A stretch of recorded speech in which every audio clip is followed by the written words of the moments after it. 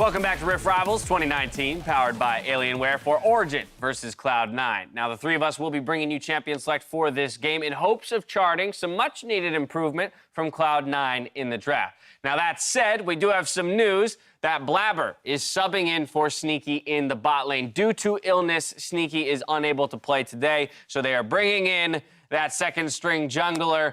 We got the Swolefish. This isn't a, we want to give Blabber experience in the AD carry position. This is our AD carry physically can't play. We need a sub. He's a Kindred player. Yeah. See, that's what I'm thinking. I feel like Cloud9's going for the double Ranger strat so that they can scale later on into the game, get a good Sejuani in there, maybe the double Glacial, and just set. I feel it. I feel it. I mean, Kindred works so well. If you have Mordekaiser top, then you get Phantom but is he's easy banned in the one-off. tournament.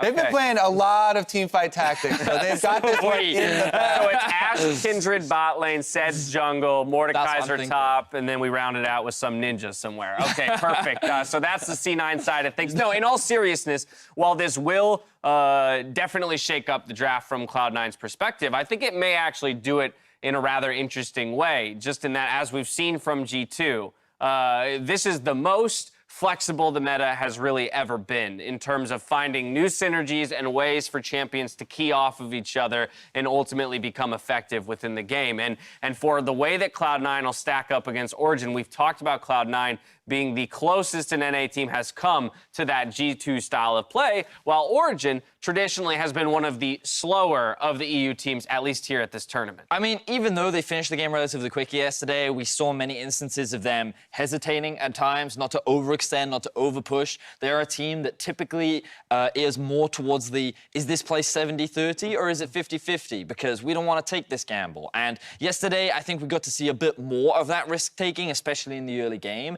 and their ability to snowball early leads. And I think that is definitely good growth for the team, and it's important considering that when they return to Europe, Origen and Fnatic will be one of the big oppositions that they'll have to make their way through if they want to finish near the top of the LEC standings. Now, similarly, yesterday, Patrick himself moved to the mid lane. We had Nuke Duck coming down to the bot lane. So again, when looking at Champion Select, I think it's going to be very intriguing for Cloud9 about how they respond to the possibility of Blabber, you know, both playing into a ranged matchup or into a melee matchup and not really knowing. Granted, they will be on red side for this draft. Yeah, within the LCS, a lot of teams say Cloud9 is one of the hardest teams to draft against. So we get to see Reaper and crew try and flex some of their creativity now that they have some different parts to move around. And it looks like he's excited about the prospect. You know what I would love? I'd love the Gragas coming into the bot lane for Blabber. Niski piloting that Yasuo still from the mid lane. So you still get the Gragas Yasuo that they played in the LCS, just it's coming in different fashion. The question is, what does Zeyzal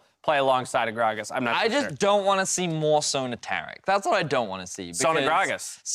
Tarek Gragas. Sona Gragas. Basically, I think one of the big issues for C9 yesterday was that they ended up drafting a lot of losing lanes. Yeah. Now, admittedly, it was against G2. One of the discussions we had, Kobe, is when you think you have winning lanes, G2 do their swip swaps, and then suddenly you don't have winning lanes. But I do think that something that is very important that I think Europe has brought a lot of to this tournament is that they like to play for plates and they like to play for lanes. And counter picks are very high priority for Europe, and they like to leverage strong lanes very early on. So what I want to see more from North American teams is why I was so adamant on it for Team Liquid was that I think this is something that North America need to adapt more, and why I'm actually quite happy to see Cloud9 on the red side now, because they can save that counter pick for Licorice. We can see Svenskeren play towards the top side. Don't forget about Blabber, just leave him to survive, do what he can, and I think that you just invest more towards the top side of the map, and you try to either shut down Alfari or you try to play around one of the strong sides of the map that I think that you can guarantee. Yeah, with all of the teams really embracing this flex pick style and getting more creative with even where they send their players, the counter picks become more and more difficult to hold on to, because the later in the draft, everybody then gets a second counter pick that switches everything up in the end. And with red side, you kind of get that final say to try and get your desired matchup. Well, we're diving right into Champion Select to watch the bans come up for Phase 1. Talia, Draven hitting the ban table. Will be interesting again to see how these ban phases evolved with the swap in lineup? So I do think that the Taliyah ban was in part thrown at Blabber, largely because Taliyah jungle was a thing for a long time, and I've heard that she's Still somewhat is, by coming the way. back as well, yeah? And so they're afraid of something like the Taliyah Pantheon bot lane. Right. If Blabber could potentially take that one up, so they're going to just deny that off the board. They don't want to have to do with anything crazy coming out from the C9 duo. Then they leave up the Gragas Pantheon bot. That's very true, the Gragas Pantheon. I mean, in all honesty, I would expect a higher likelihood of a kill bottom. Yes. Right? Because we've already had successful uses of Yasuo bottom lane and things like that. But whenever you have a substitute player, you look for more comfortable champions. I think the champion comfortability and the style of champion is more important than what lane you're in or whether you're a laner or a jungler. Finishing out the ban phase, Aurelia, Sejuani for the side of Origen, sitting on the pike in the Draven still for Cloud9 as they work out that third and final ban. It will be TF. So the Karma is still available if Origen want to grab that one up. Cloud9 could then look to trade it for a Yuumi, depending on what high priority both teams have, but both very strong in the current meta. Origen can't guarantee both, so Cloud9 choosing to remove one of those global pick champions that we know many teams have favored so far in this tournament, and they're going to trade power pick for power pick. Or not. Or not. Or they go with the Tom Kench. I hear it. I feel it. They might be threatening the Tom Kench Sona bot lane themselves. Yeah. It's something they have drafted before during the regular season, and we in Europe actually prefer the Tom over the Taric because they feel that it gives you a lot more kill pressure in the lane. And it's one of Mithy's, most played champions. He's got such a history on Tom Kench. It was a really big part, even when he was on TSM in North America. Big changes to the champion, though. I think one of the biggest ones is the shorter range on the level 6 ultimate. Right. So you don't get quite as much map mobility early on. Here we finally get the response, though. These are power picks that we're accustomed to with the double shielding, healing. I was gonna suggest this, the mid lane Karma and then the Sona going down to the bot lane. You could still take the Taric in your third pick before phase 1 ends because they're probably not going Taric Kench. I mean, that's true. Right now, you're kind of looking at a protect the something conflict. Hecarim? You could- yeah. If it doesn't get banned, then it's like, oh no, they'll swap away from the Sona at the last second, take up that J4, likely going to Svenskeren. But who knows? Could also be a part of that kill lane, bot lane. I mean, Cloud9 do have a lot of flexibility right now. Expectations are that the Jarvan does go into the jungle, but you can move it up to top lane, something that Alfari actually likes to play a lot in the regular season. So they do have that option, unless it is that kill bot lane. Jarvan Leona is one of my favorite go-tos. And the other thing about Karma, not only did she get big buffs, 4, 9, 12, very powerful all-around champion right now, she's a very simple champion. So that could even be something they give to Blabber. True. Karma carry in bottom lane is a very real possibility. RE, doesn't have to go baby. spell things. RE team fights, let's go. Well, they don't have the Warwick. They wouldn't get the wild passive. Come on, Dash. Origen actually going to round out their draft with, or the first half of the draft with the Nico. So this is again another flex pick, something that Europe really loves to flex between mid, top, and bot. You won't expect it to be bot lane because we already see the Sona Tom Kench, but the ability to not only flex it between mid and top, but also between AD and AP Nico is a big strength of the champ. And Patrick, last time we saw him, didn't he have the Nico? So we'll see if he's going to be the one on the Nico or the Sona. Well, the Sivir gets locked in, so assuming that the players will fill the positions they're listed in, Blabber will be piloting that Sivir. I'll be honest, marksman. Sivir, not the hardest marksman to play. Again, hit R. Yeah. Well, come on. Easier than Karma in You're- team fight. All right. Just hit R, not R, then E. And your W hits everyone. You're Wow. good. Your timing on your spell shields does matter. It does. But And- if I can play Sivir, then I have a Blabber lot can of play confidence Sivir. that Blabber, Yeah. who we assume is a challenger player, can play Sivir. Right, Yes. exactly. So I think this is a fine champion. So All right, far. but the Yasuo ban comes through, which is what Patrick played yesterday. Nuke Duck. Or Nuke Duck played Yeah. yesterday when Patrick played the Nico. Sorry, I just keep thinking about the Yeah, Yasuo yeah. being in the bot lane and therefore attributing it to Patrick. But yeah, so the Yasuo hits the ban table, a Yuumi as well. Azir as the final ban for Cloud9. So We'll just- see what Origen responds. Their to that. expectations are that this Nico is going up towards the top side and they want to try and limit some of the mid lane pool. Note that a lot of options like the Gragas Yasuo is still available, and what Origen lack right now is AD. So by banning away the Yasuo, they potentially force Origen onto something like a Zed or just something a little bit more AD focused, or they force the Nico onto an AD on-hit build. So I like the ban coming out from Cloud9, and Azir I think is just very strong and safe in the current. I think Origen are also setting up for a possible carry jungler here. I really like carry junglers when you have this type of setup.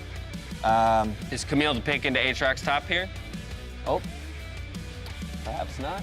Now remember that Rise is reworked on this current patch. Why I say reworked? He had some small changes made to some of his abilities. So I'd be surprised if they go for it. I don't know if teams have figured out how strong he is just yet.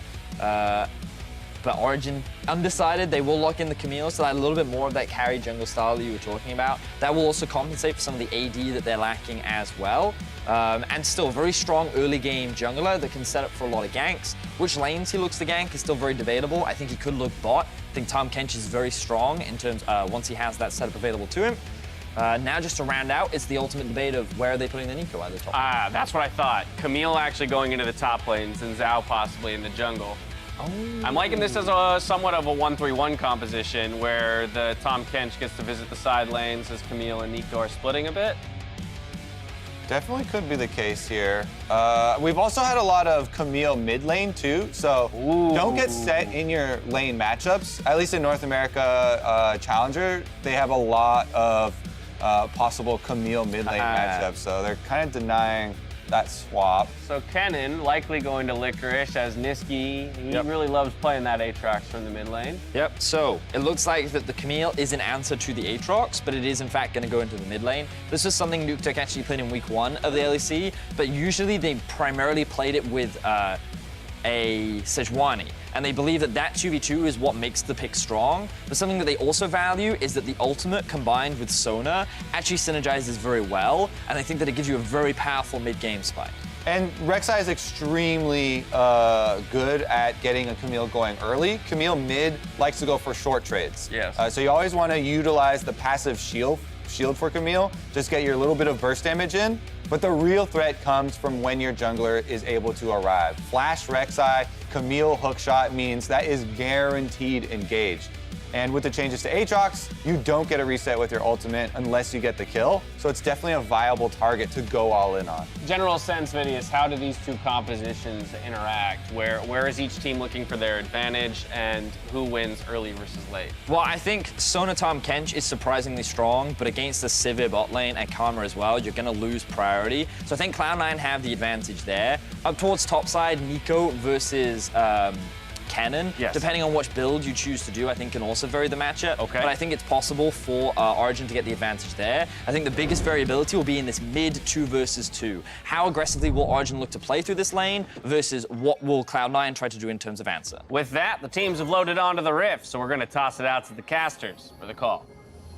Thank you very much, Dash. We are here to witness Origen versus Cloud9 here in day 2 of Rift Rivals 2019. And we've got a role swap. Niski with the Sivir is going to be playing bot lane as Blabber fills in and takes over mid. Yeah, we thought Blabber was playing AD carry, subbing in as a traditional jungler. Instead, it will be mid lane on the Aatrox up against the Camille. So getting counter-picked in that matchup, although he is running the Ignite, so a little bit extra trading power for these 2v2 mids, which I think is going to be super important. Because when Origen played this Camille mid, it's not about beating you in lane or going for the 1v1 usually. It's all about controlling the river and having the superior 2 versus 2. Well, we're going to hear a word from Cloud9's coach himself. Riv, take it away. Thank you very much, gentlemen. I am joined by Reaper. Reaper, victory on the horizon. How's the team feeling? You looked all smiles on the stage.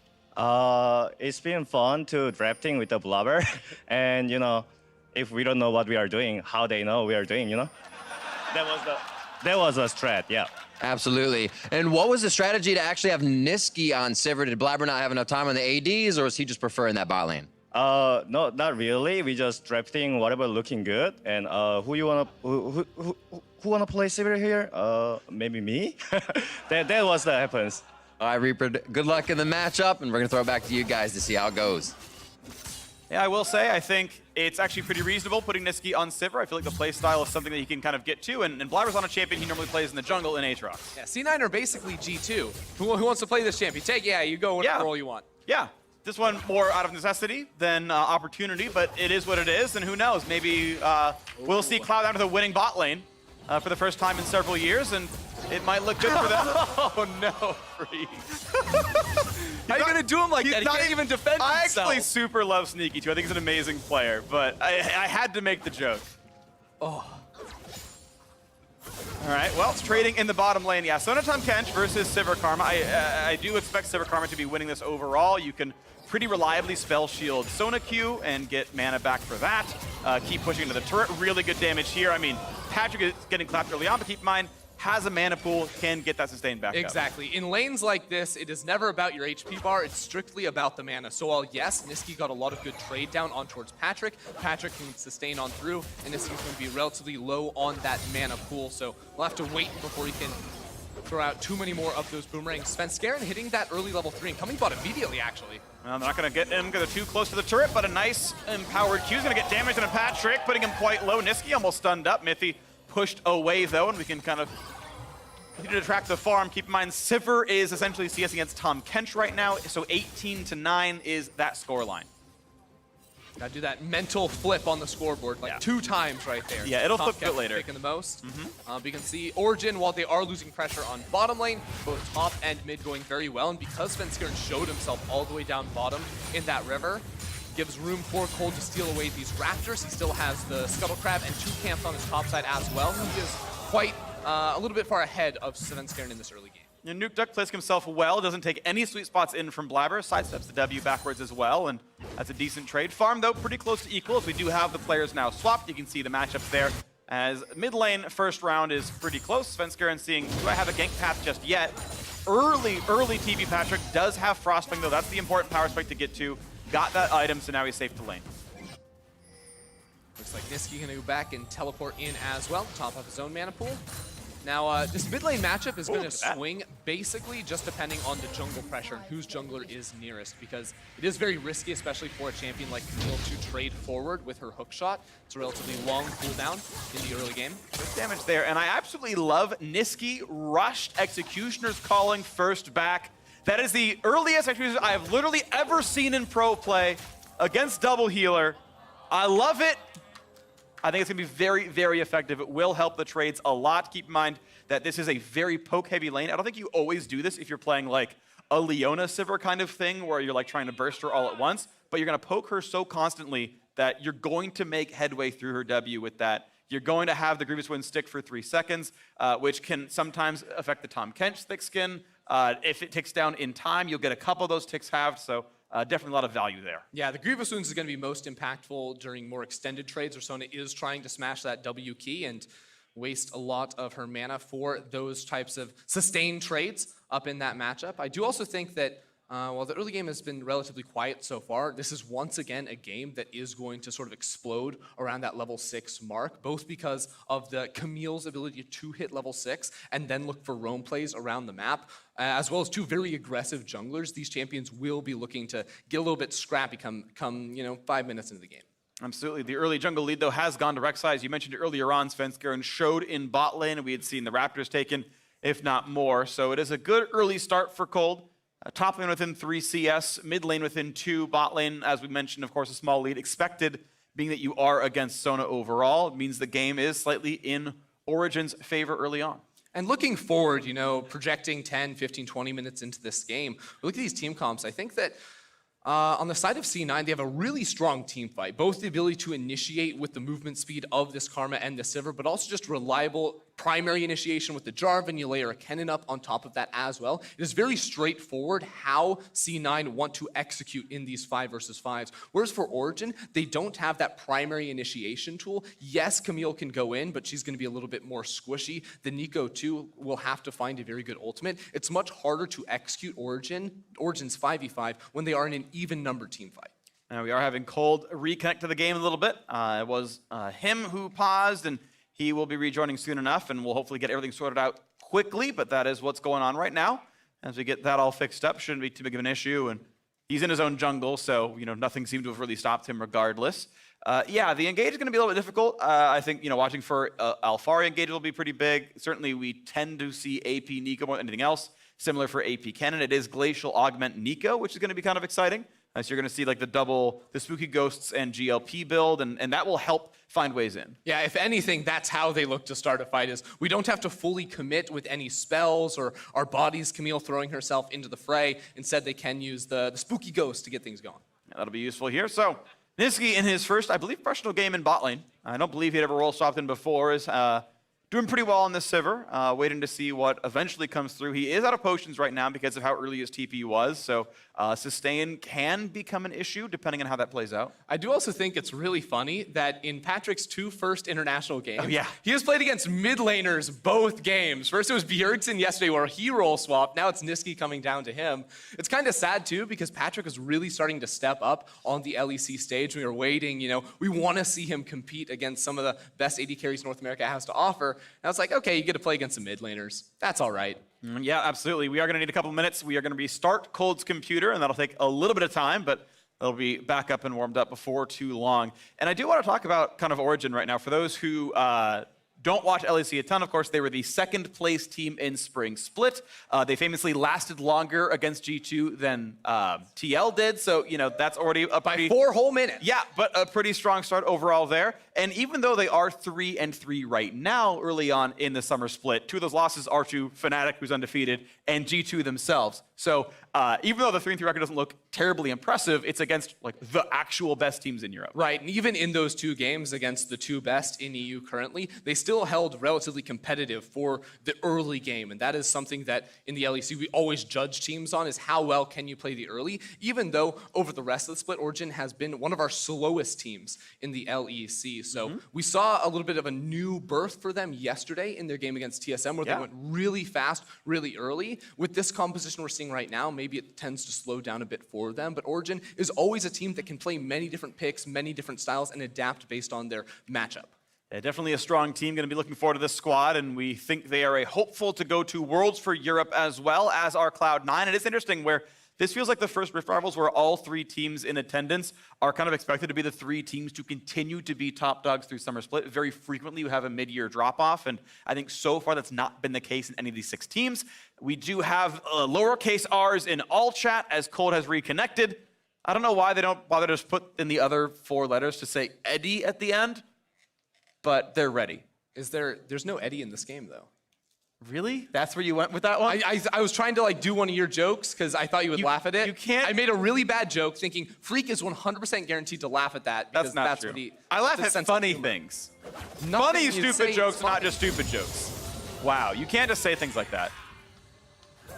I'm an analyst. Of course I can. Oh, you're wrong a lot. Well, I guess that's how that one goes.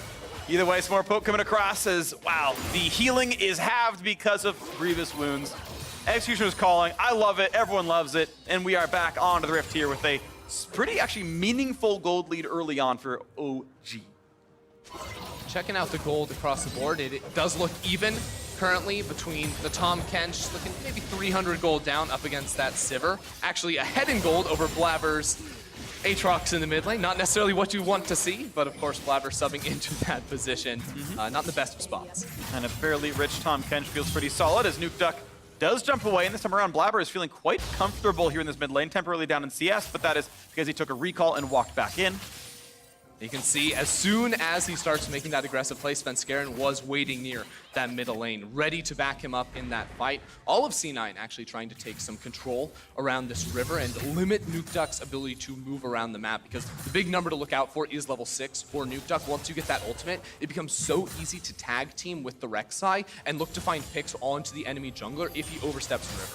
And speaking of players, actually, it looks to me like Licorice is going for an attack damage, or at least on hit focused build on the cannon. Early item was the Negatron, or sorry, No Magic Mantle, and I feel like it's actually likely to be a Wit's End early, just based on the sort of things I'm seeing in his build. Yeah, I mean, it would really surprise me to see that, considering he's going for the phase rush. He could also just easily opt into the Merc Treads up against the Nico and reduce some of that crowd control, but we'll keep our eyes on it for sure. Yeah, definitely. It's not as common. It is about 80% AP cannon in games overall, but wait to see what happens. This keep pushing and gets exhausted, though. Could be taking a lot of damage there. The knock over the wall. Cold wants in and grabs first blood. Beautiful stuff right there. Niski forced to run. Not going to find the stun onto him. Finds not even any damage as Devour comes through on towards Patrick. Gets a spell shield out, and now it's Svenskeren's turn. Blabber coming around as well. Not going to land the Q knockup. Looks for the EQ flash to get that one, but isn't enough damage. Svenskeren's going to try. Minty is low, puts on the gray health, and the damage might just be there. Patrick, one more spell. Knocked up to buy the time. The flash. There goes Blabber. He needs one more. That's a second, and he'll revive. Not going to find the knock up there, but that might just be the revive. Force out of Blabber. He will walk away cleanly as C9 answer 2 kills. Beautiful counter gank there by Cloud9. The double jungle gank in the bottom lane. OG tried to TP in. A little early on the queue there. Mithy is on front. Not going to find any knockups just yet, though. They're going to try, though. He's going to be pulled right back in. Mithy, I've seen that TP before back on TSM. And he might just drop yet again. Big damage, though. He might pick it up. Svenskeren will go down. And Mithy, will he walk away? He actually does. You got to be kidding. The flash Q not going to land either. And would you believe it? What a teleport from Mithy. Now here comes Nuke Duck. He's ready for the fight. Level 6, he goes on Niski. Flash finds a stun. Q's going to kill Niski. And now the chase down. They're going to try for a little bit more. Cold on a killing spree. What a setup. Mithy had it all along. Big brain plays. I thought Mithy had lost his mind with that teleport. He comes on in, but he survives for so long using gray health, dodging away from the boomerangs on towards Niski. And it's OG that end up coming up on top in a fight that never should have gone their way. That was insane. It was a 2-for-1 to start C9's favor, then 3 in a row for Origen in the back half. How do we even break this down? Because it starts off really nice play there from Cold, coming in from the Fog 4. They get that initial kill, but look how low Patrick is. C9 were making the move down. Blabber had started the rotation very early on, so even though Mithy is able to keep Patrick alive for a little while, C9 have the HP advantage. And once Blabber assists in getting this first kill on towards Mithy, he has the ultimate to go ahead and charge forward, to dive under the tower, knock down Patrick, and get that reset on the health. But then I think what you really see on the second half of this one is the big brain play from Mithy as he sets up for the fight for the LEC as, okay, it's never seen him to walk around, and we don't get the back half. Instead, we get the point of view play. All right, he jukes one Aatrox Q, then gets sucked back. No, he dodges everything. He flashes away from the Jolt's back. He, of course, gets the Devour on towards the Jarvan as well. And look how he escapes here, too. Auto attack after auto attack hit him.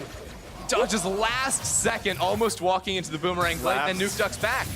Beautiful stuff right there, and now we're back onto the Rift, though, as a fight towards Mithy trying to safeguard this Sona, but certainly not. Patrick will fall. Svenskeren grabs the first kill, and now Mithy, flashless, has to try to run away. Slowed down, knockup is there, and that's a kill in for Niski's Sivir. Svenskeren just repeat ganks down in that bottom lane, knowing all the summoner spells are down. Now Blabber, he knows Cold is here. Holds for some move speed, finds a little bit of damage, will not die for this one, but goes back in to get knocked up. He's gonna get taken so much damage, and they have the follow through Cold on a rampage. Don't know about that one from Blabber. He saw Cold the entire time, still got out, then turned around one more time. So big mistake coming out of him, but the rest of C9 get plenty of gold off of this tower bot side. It still puts it about a 2,000 gold difference that the extra farm and kills are doing well for Origen. The second turret plate in the top side about to fall. The top lane difference looking absolutely massive too, both in CS as well as those plates. It's going to be about a 600 gold advantage for Alphari. They're not going to dive because Cold does not have his ultimate to reset that turret aggro, but big wins on the top side of the map for Origen without any kills. Unfortunate, another pause right there. We'll see what that is from in a little bit, but this has been already very interesting, very exciting game so far. Actually worth pointing out that Mithy is actually completely tied with Niski in farm, 66 apiece, so that is an incredibly good start on that Tahm Kench. He's very, very tanky, and as you saw from his plays earlier, is setting up for his team quite nicely. Yeah, very nicely done by him. If we look for gold leads across individual players too, jungle is the biggest disparity. Cold, the Halo Blades Rek'Sai has so much early game pressure. He's sitting at 4-0-1 at the moment with a 1,000 gold lead over Svenskeren. That means he has the completed Warrior enchant, while Sven is still sitting on just the Balmy Cinder. So that is a very large itemization gap between these two players, which means that if there's ever a 2v2 or a 3v3 where both junglers are involved, it's almost always going to go in favor of OG. And it looks like Cold on your screen. It might be from him once again. We have crested the mark for Sona for Patrick to get his items online. Just got his 500th gold out of his Frostfang, so that's going to start turning into him taking all the farm. Mithy's going to stop doing so quite so much, and that'll move on forward as we wait to see what comes out of this one. But looking about it, you are, I think, right about Licorice going AP. For some reason, Phase Rush, I was like, Phase Rush, that's a great auto attack keystone, like forgetting that you go like fleet footwork or lethal tempo, press the attack, any of those things like much more frequently. So I was like, okay, that's bad brain for me. But yeah, it's Merc turns into an Amptome. He'll probably go Gunblade for the lane pressure to be able to lifesteal and stay full health, but that is going to be an AP Kennen probably for the late game team fights. AP Nico, of course, as we expect. Yeah, I'd almost like to see Kennen pivot into going for the proto belt because you're losing lane so badly. I'm like, get out of the side lane. I don't care if you're trying to sustain up. No. You're going to lose that anyways. I just want more mobility within these team fights because that is going to be C9's way to win this game. It is going to be grouping up and just trying to train you down with the movement speed and all in they have. Yeah, that's going to be the attempt right there. And hey, Sivir Karma is a ton of movement speed. Of course, on the other side, you've got pretty good mobility out of Sona here as well. And Tom can people around. I actually kind of expect a fairly mobile game. You've got lots of, I feel like, long-range crowd control that can come over walls as well. So I do think we have a very volatile mid-game in store for us as time goes on. Also, with the Mountain Drake done and picked up earlier on for Cold, they've actually got some good split push pressure. If you have to keep leaving Afari by himself in the top lane on Nico, he's already winning lane. He's already up 22 CS. That's going to get worse and worse, and the turret's going to drop in front of him. Yeah, I think if Origen were to, have this gold lead shrink a little bit on them, 1-3-1 is what they would want to split up into because you consider 2-item Camille going to be smashing that Aatrox in the side lane. Nico should continue to have this advantage over the Kennen, assuming he goes for that teamfight itemization. So you can continue to get pressure across the map and play super safely with a Sona Tahm Kench. Yeah, it's going to look really, really good for them. And we're basically going to wait for the Sivir items to come online. But for now, we're going to take a quick break while we work out our issues on stage. But meet us back here for the conclusion of Origen versus Cloud9. See you soon.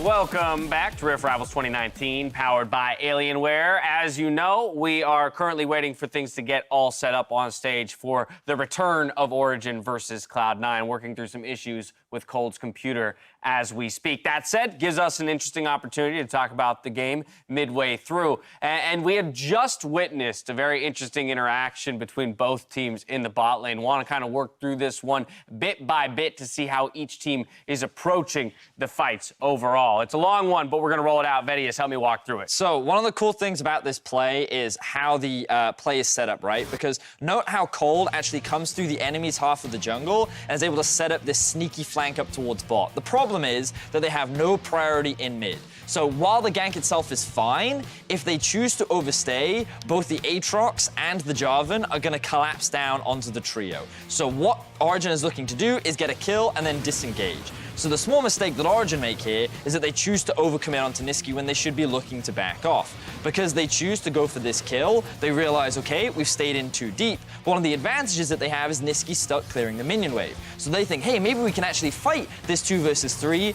But then they realize that it's a Sona, plus it's a Tahm Kench, only level 5, versus a level 6 Aatrox, and a Nisqy who's now joined the fight. So if we now pause it, we can see that C9 are in a great situation because they've just gotten themselves a return kill, they've got themselves 2 kills, and now it's their turn they need to disengage because Nukeduck has now regained priority in mid and could look to roam down bot, and the Tahm Kench has teleport and is ready to rejoin the fight. So at this point, C9 needs to be like, all right, we're disengaging. Blabber, sure, he wants to get the reset, get all his health back up. This is fine. But they need to now get out of dodge. They need to get out of this situation as quickly as possible. And then they see the TP come in and like, wait a minute, our Karma's about to arrive. We have 4 people. Surely we can fight this. But they don't have the mana. A lot of members still at level 6. And we get to see some beautiful side steps coming out from Mithy. And again, look at the minimap. You can see that the Camille is now making her way down. So what should have been an easy 4 versus 2, because C9 did not read the situation properly, recognized they didn't have the mana or tools to get those kills,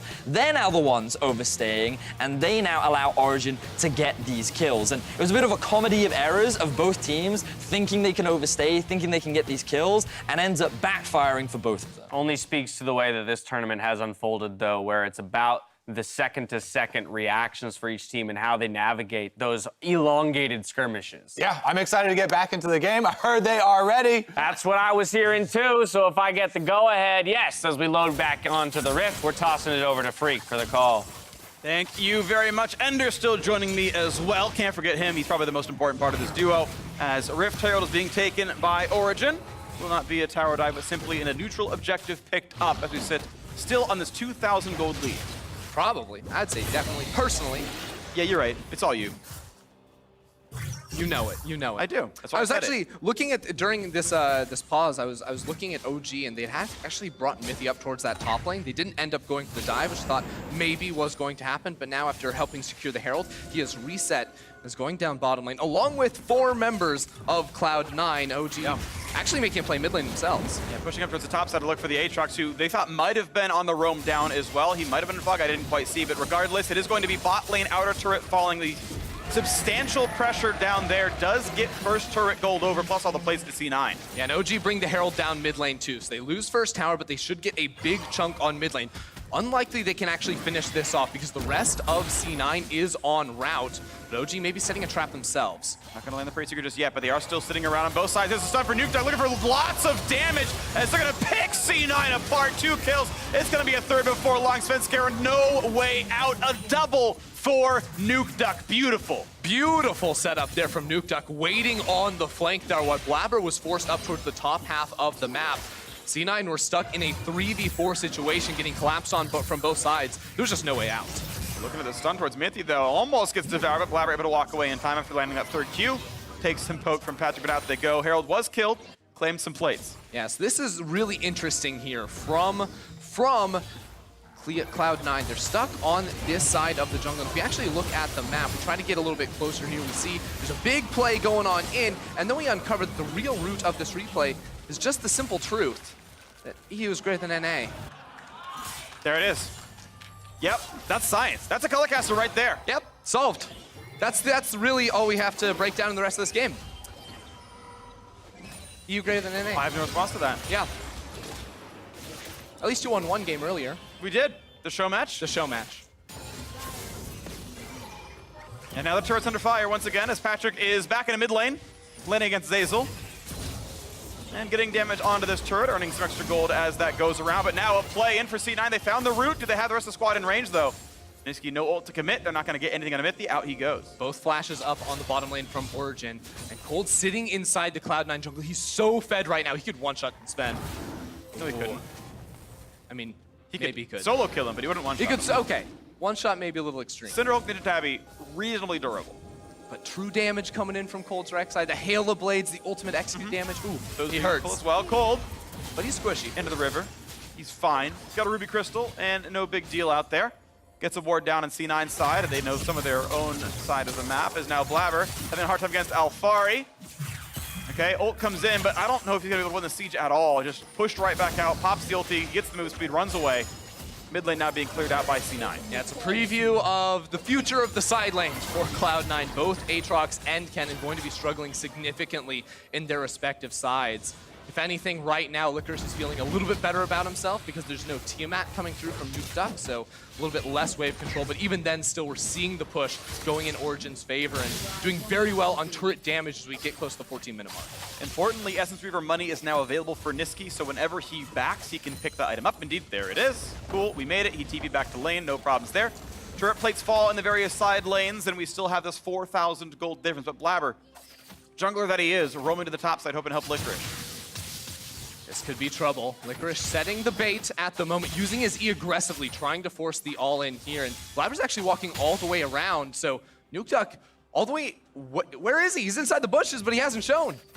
Well, they're going to find some turret damage for now, and Svenskeren coming out as well, and he's going to reveal himself on top of this one, so I think it'd be foolish to try to defend. Nuke shows himself. He walked out of the brush. They know he's there. He's going to go for the stun right now. Here's a lot of damage flashing away. Nice pushback. Ooh. That W was crucial. Blabber pulls him right back out with the Infernal Chains, and that prevents Alfari's ult flash TP from doing anything. Yeah, really nicely done there on the bind there from Blabber. Now 5 members top lane with C9. They should be able to knock down this turret. Without a wave in mid lane, Origen are going to be slow to respond to the push. El Dragon will be taken down, so double Mountain Drake for Origen will help them with future turret sieging, but C9 do grab outer top lane.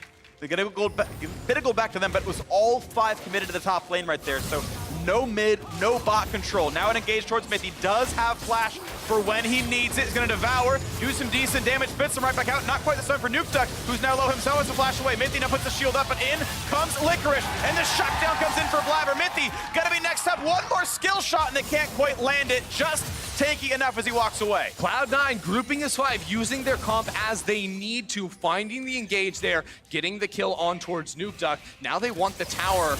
They have the ward, they're gonna get out. Find a lot of damage. The flash Q's not gonna land, but they're still gonna get the assist of the Blabber. No, not in time! He's gonna go down before the revive, and that is a fumbled engage. Root not gonna land a stun towards Alfari. Big crescendo on it too. Niski goes down. Sven's re-engage won't be enough damage. Cold comes back across, then devoured to safety. Origen team fighting Cloud9. Once again, it's Cloud9 that get the first kill, but then overstay. OG outplay under the tower and continue forward for 3 kills. Big move out of them to maintain gold lead. Huge pickups there. The gold lead now up to 5,000. It is growing over time, despite the fact that Origen don't have turrets themselves. Their kills and farm are so much better. And now, you know, everything's starting to stack up. The Sona continuing to scale, getting close to that Seraph's Embrace. See it one more time. Blabber going in on towards Smithy. I do not know about that play. And then the rest of the team is just stuck here. Patrick will end up using the ultimate onto 2 crucial members, both Niski and Licorice.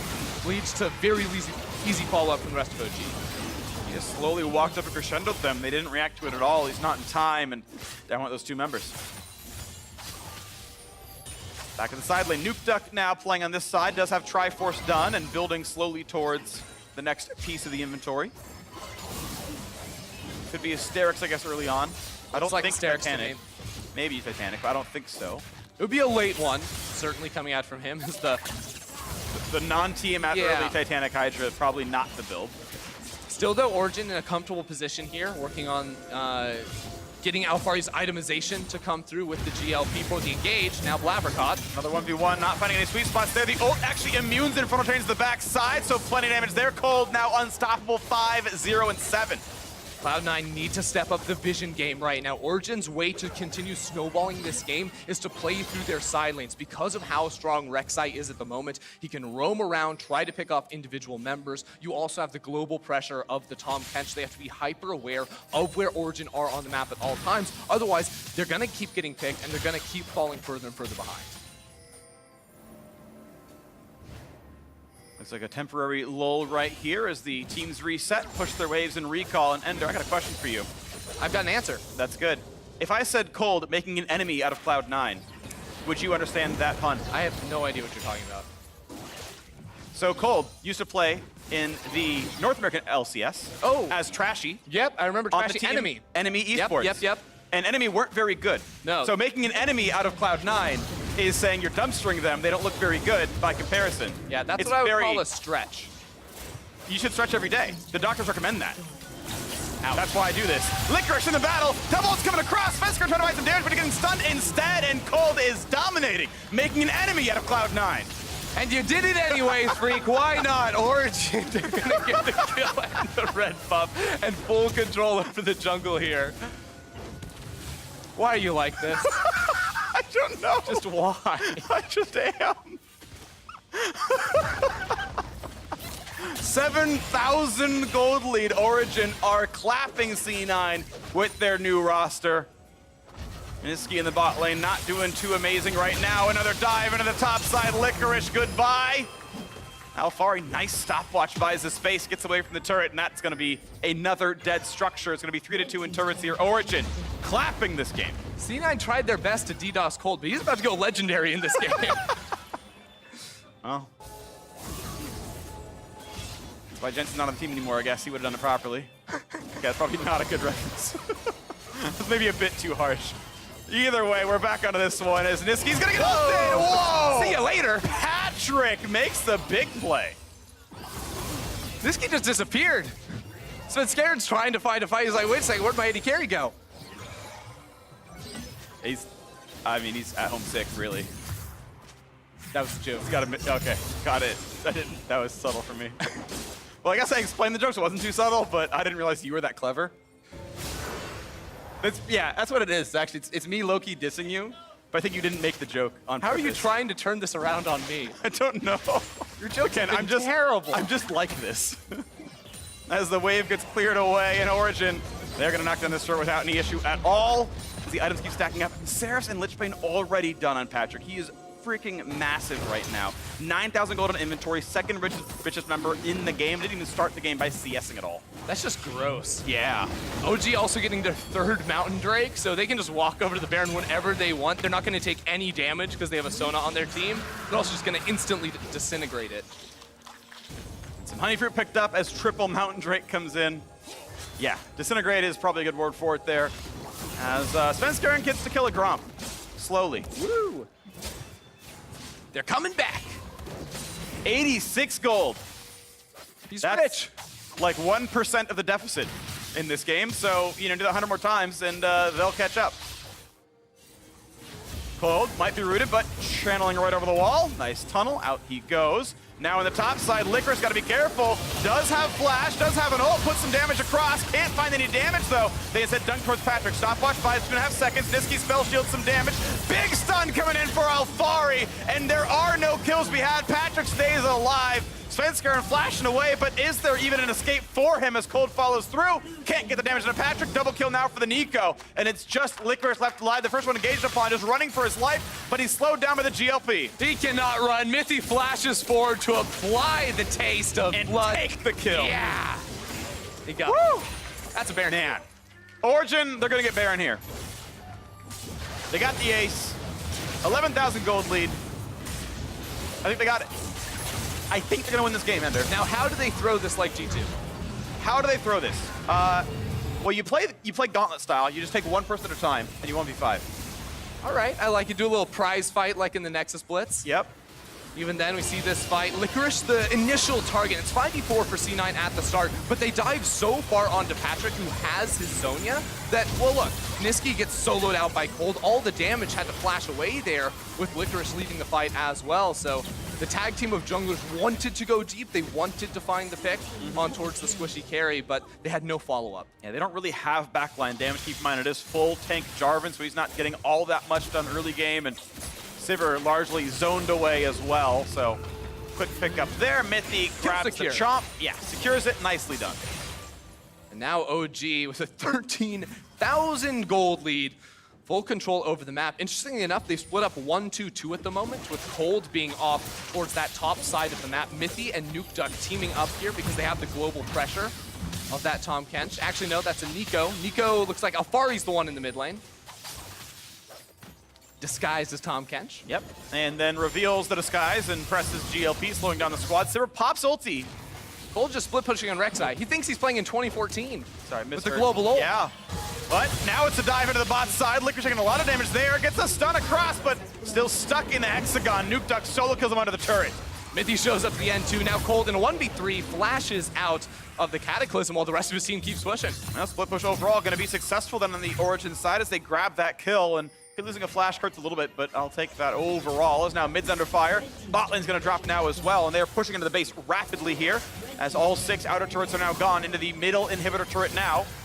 5v4, still 12 seconds on the respawn for the Kennen. There's a nice knockup coming across. There's the Sivir ulti this time around. Stun's going to find only Svenskeren. Scope plate on, though, makes him very, very tanky. Do they have the damage, though? Nuke Duck will not go down. Instead, he just hops in for the 1v3 while the rest of the team gets the kill. C9 tried to make the play before they lost their base, but now this should be 2 inhibitors for Origin. Niski is slowed, has to get away from everything, just barely survives. Spell shield a little bit late, but doesn't really matter all the same. Gonna go back to the fountain and heal up anyway. Middle inhibitor going to drop. Good wave clear out of the Origin side as Nuke Duck runs into the bot lane as well and opens up the bottom inhibitor now.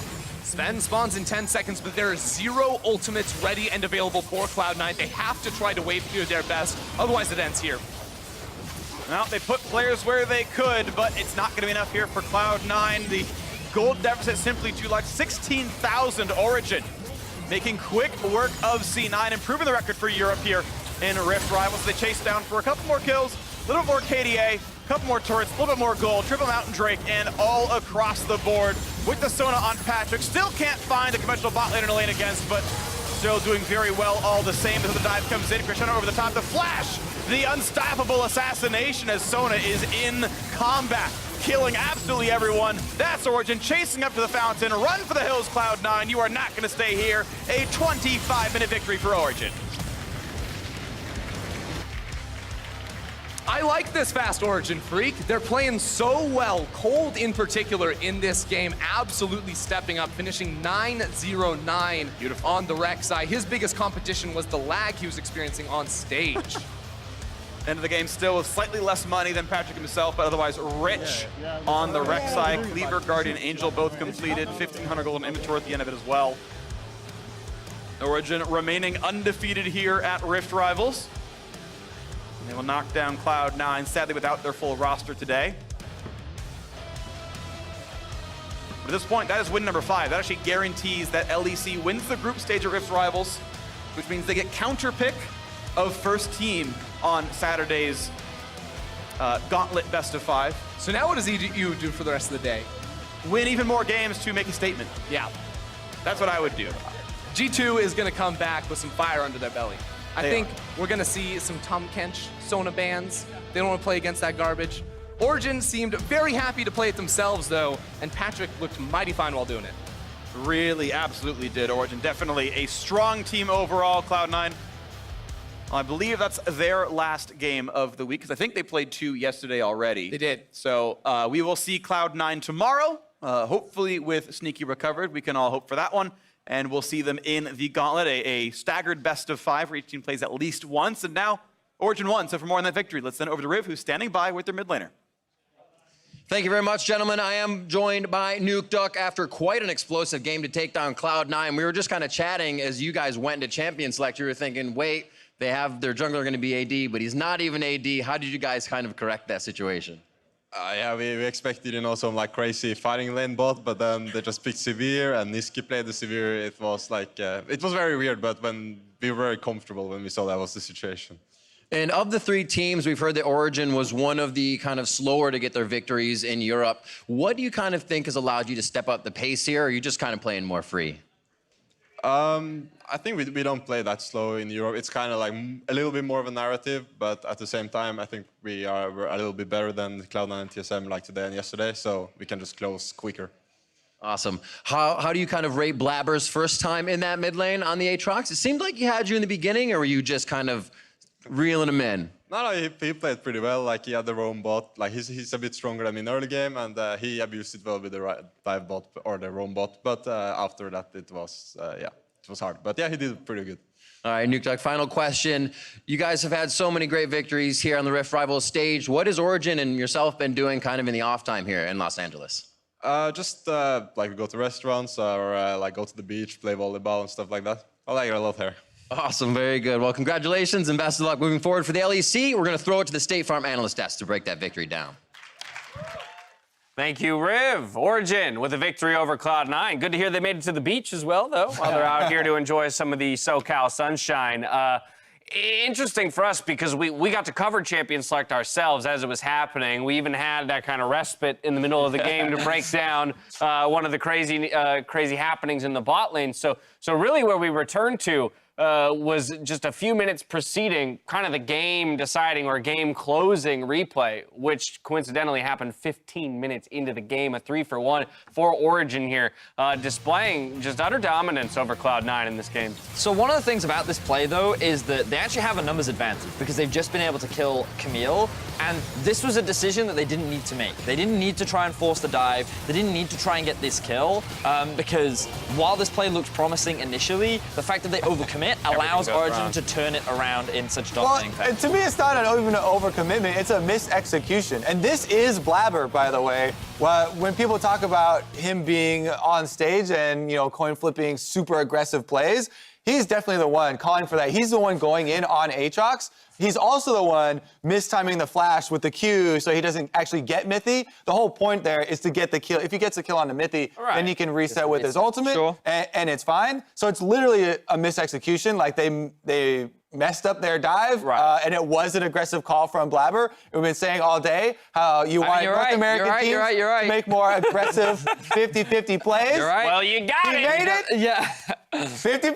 Yeah, There it I take is. it back. I saw the conviction in his play. He went for it. I respect it, Blabber. Missed the flash, Yeah, while the effort was there for the Cloud9 squad in the wake of Sneaky being subbed out, I think we have to recognize, though, Cold's performance individually for the side of Origen. An absolute monster on that Rek'Sai.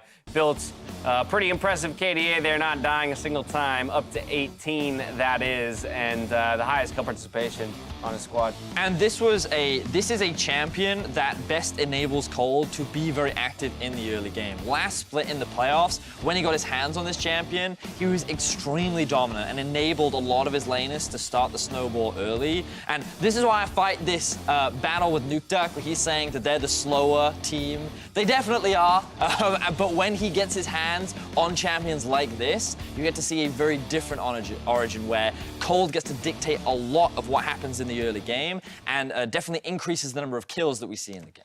As was mentioned by Freak, that amounts to 5 wins now for Europe, which will give them the edge coming out of group stage, regardless of how the remaining games go. So they will have that counterpick when it comes to the relay race. Obviously, if things go to chalk the way that the group stage has gone, Europe is looking to come away with the win in that best of 5. But again, we have to remind ourselves the kind of the game of the relay race in and of itself. But I'm very curious now that EU has secured that, how those teams, those coaching staffs will come together and ultimately decide who gets to counter who. And for NA, what the attempted strategy for a win will be. I think the only thing that I'm pretty sure is going to happen is Origen's going to request TSM again. Because Mithy seems so happy to get that win for TSM. I bet he wants another one. I would not be surprised there. I don't know if they'll come in with a strategy. I think Origen feels so the European teams feel so confident they'll play against anyone.